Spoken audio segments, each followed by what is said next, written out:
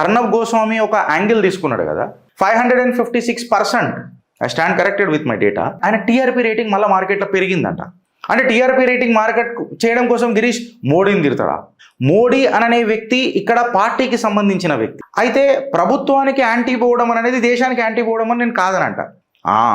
ఇప్పుడు సబ్జెక్టు రిఫరెన్సులు కొన్ని తీసుకుందాం.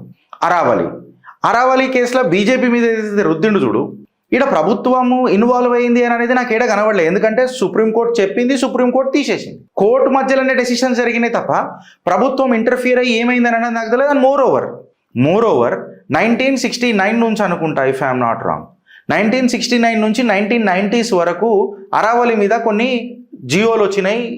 సంగే మరమరు పత్తర్ తీయాలా, అక్కడి నుంచి అదే తీయాలా అని చెప్పి దాని మీద జియోలు కూడా వచ్చినాయి. ఇంతకాలం రాజకీయ ముద్ద ఎందుకు చేసిండు అని అంటే నా యాంగిల్ ఈస్ టీఆర్పీ. సస్టైన్ కావాలి కదా. ధర్మస్య మూల్యం అర్థస్య, అంటే నీ ధర్మం నిలబడాలంటే ధనం మినిమం ఉండాలి. మళ్ళీ టీఆర్పీ లేకపోతే నేను ఏడికైనా నడుపుతా అనే కాన్సెప్ట్ అర్నబ్ ఉండడం అనేది అర్నబే ఎక్స్ప్లెయిన్ చేయాలి. ఇక